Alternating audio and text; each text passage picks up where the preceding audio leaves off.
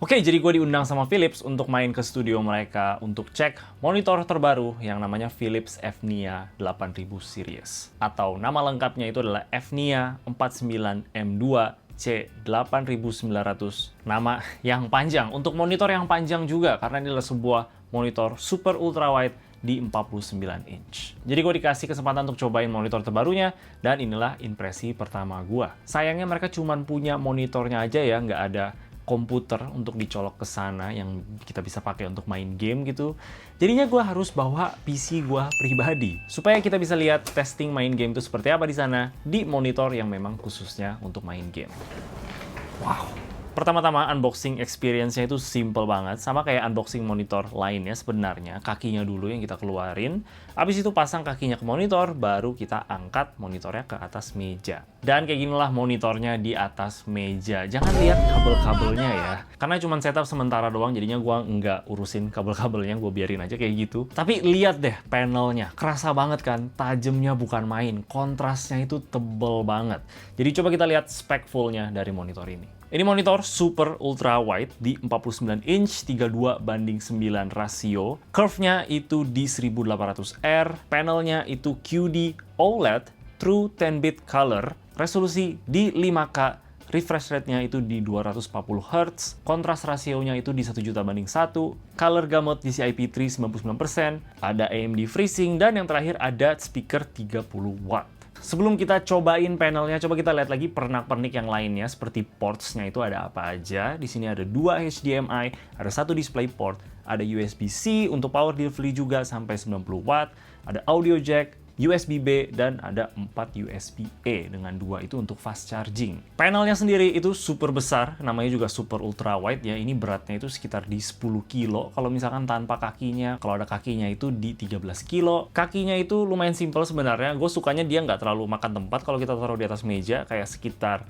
30 cm gitu loh dalamnya. Jadi pastiin meja kalian ya minimal 70 cm lah kalau misalkan kalian pengen monitor kayak gini. Untuk cable manajemennya itu nggak terlalu wow banget ya, kabel-kabelnya masih kelihatan kalau kita taruhin ke belakang. Jadi mungkin kalau pakai VESA mount itu bakal lebih menarik lagi. Ini juga support VESA mount. Pastiin aja monitor arm kalian itu bisa tahan monitor sebesar ini. Pas pasang di kaki, ini monitornya bisa swivel, bisa tilt, dan juga bisa naik turun, dan semua gerakannya itu sangat-sangat halus. Oke, coba kita lihat panelnya. Ini pakai QD OLED yang secara general itu lebih bagus lagi dari OLED. Bisa lebih terang, punya color gamut yang lebih luas juga, dan secara overall itu lebih efisien dibanding OLED yang biasa. Bener-bener panel impian buat gua sih suatu saat ya, maupun itu TV atau monitor untuk nonton atau untuk main game, gua nggak peduli, yang penting punya layar OLED. Memang seenak itu sih, blacknya itu bener-bener deep. Di video yang gua lagi nyalain ini, yang rasionya itu cuma 16:9, jadi kiri kanannya itu hitam doang. Kalau kita bandingin warna hitam di videonya dan warna hitam di kiri kanan, itu sama persis, bener-bener deep black banget. Lapisan panelnya ini kerasa glossy ya di mata gua, tapi menurut gua itu yang bikin jadi kerasa lebih rich lagi warnanya. Di studionya ini ada banyak lampu, tapi gua nggak merasa cahayanya itu kayak terlalu mantul-mantul banget di layarnya, tetap jelas, tetap tajam. Dan kalau kita lihat dari sisi manapun, warna dan kontrasnya juga nggak berubah sama sekali. Tapi ya di angle-angle tertentu, terkadang pantulan cahaya memang ada. Tapi menurut gua sih itu nggak mengganggu sama sekali. Apalagi kalau kita duduknya itu di tengah.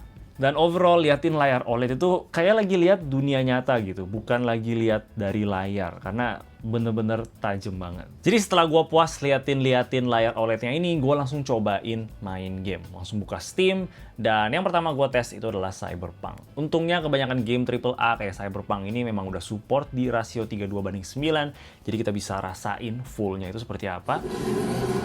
Ya, tapi ada juga yang enggak ya, kayak Black Myth Wukong gue cobain, ternyata maksimumnya cuma di 21:9. Jadi ya nggak full banget sih, walaupun ya tetap enak lah. Cuman kiri kanannya itu jadi agak bolong gitu. Tapi gue nggak terlalu concern sama hal itu ya, karena udah banyak game yang support 32:9, dan itu juga lebih ke masalah developernya mau bikin game mereka support atau enggak. Dan biasanya sih kedepannya mereka bakal bikin itu support 32:9. PC gue ini pakai RTX 7 3700X dan RTX 3070, jadi nggak terlalu bisa ya nge-push game di full resolusi sampai 240 Hz. Tapi ya lumayan halus-halus juga sih, gua nggak komplain. Dan satu hal yang bikin gua kaget banget pas cobain main game itu adalah speakernya. Speakernya luar biasa kenceng banget.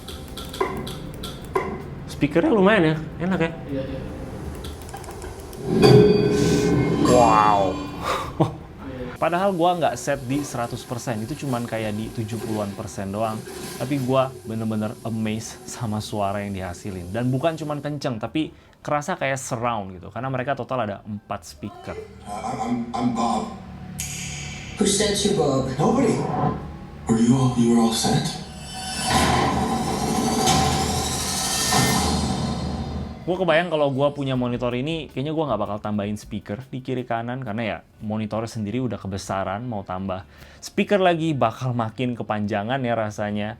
Dan speaker dari monitornya itu udah cukup banget, gue puas banget sama hasilnya. Gue juga nggak lihat monitor ini bakal dipakai untuk main game kompetitif ya, kayak mungkin Valorant gitu, yang usernya bakal pakai headset untuk bisa dengerin footstep-nya lebih jelas. Pastinya orang-orang bakal main game-game kayak AAA atau mungkin balapan lah, yang nggak terlalu perlu pakai headset, jadi bisa langsung pakai speaker dari monitornya aja, dan udah mantep banget. Dan untuk nonton juga udah jelas ini speakernya sangat-sangat lebih dari cukup ya. Walaupun sebenarnya gak banyak film yang di rasio 32:9 ya. Mentok-mentok film itu di 21:9.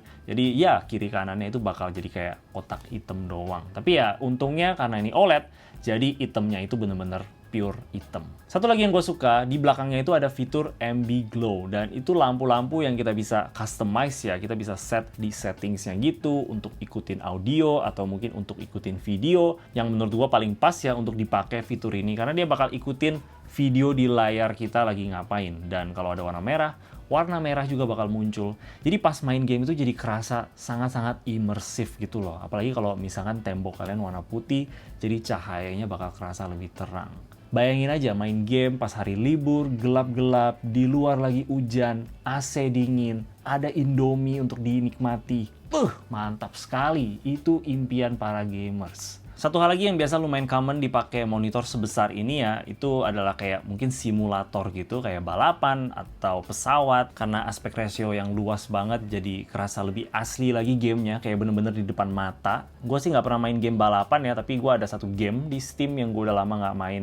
Dan pas coba sih, walaupun skill gue nggak jago-jago banget ya, tapi kerasa seru sih, kerasa seru banget balapan di rasio sebesar ini. Bagian kiri kanannya itu kayak ketarik gitu, jadi kerasa mobilnya itu lebih cepet dari yang sebenarnya. Mungkin gua lebay lah, karena gua nggak pernah rasain main game balapan di monitor sebesar ini, tapi first impression gua itu sangat-sangat seru. Kalau kalian sukanya main game kompetitif, ya ini monitor nggak cocok sih ya sebenarnya, tapi bisa-bisa aja kalau kalian mau gamenya itu tinggal dikecilin di rasio 16:9, jadi itu bakal kayak kotak kecil doang di tengah, agak sedikit aneh ya awal-awal, tapi kalau udah terbiasa bakal oke-oke aja sebenarnya, karena dulu gue juga pernah cobain kayak gitu. Tapi ya gue yakin orang-orang yang khusus main game kompetitif, mereka nggak bakal tertarik juga sama monitor seperti ini. Jadi pertanyaannya sebenarnya untuk siapa monitor segila ini ya? Yang jelas pertama untuk orang ada duitnya dan memang hobi ya. Kedua yang memang mau fokusnya itu main game, terutama game AAA,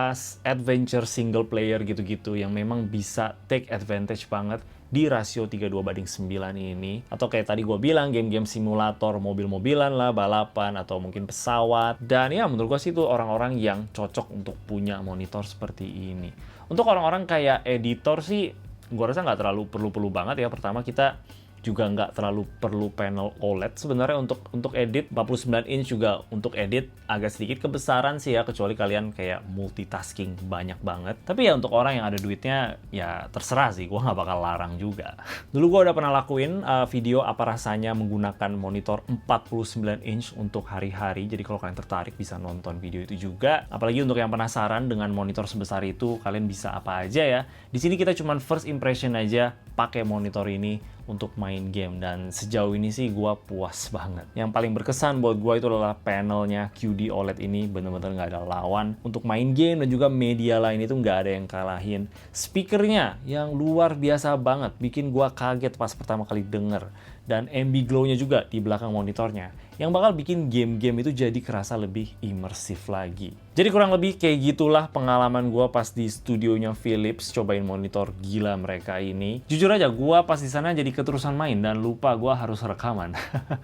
Jadi abis selesai gue matiin PC gue dan say goodbye sama monitornya. Jadi gimana menurut kalian? Apakah ini monitor yang bisa cocok untuk pekerjaan kalian harian ya? Buat gue pribadi sih ya belum masuk-masuk banget sama aktivitas gue. Gue kan lebih ke ngedit dan juga main gamenya itu game kompetitif. Tapi bukan berarti ini monitor yang nggak asik. Karena men, gue enjoy banget selama gue cobain. Dan gue yakin untuk kalian-kalian yang tertarik, kalian juga bakal enjoy sama monitor ini. Gue bakal kasih info lebih lanjut di bawah, dan thank you ke kalian yang udah nonton, dan sekali lagi juga thank you ke Philips yang udah sponsorin video ini. Oke, kalau kalian suka sama video ini boleh kasih like dan juga subscribe. Thank you yang nonton. Bye-bye.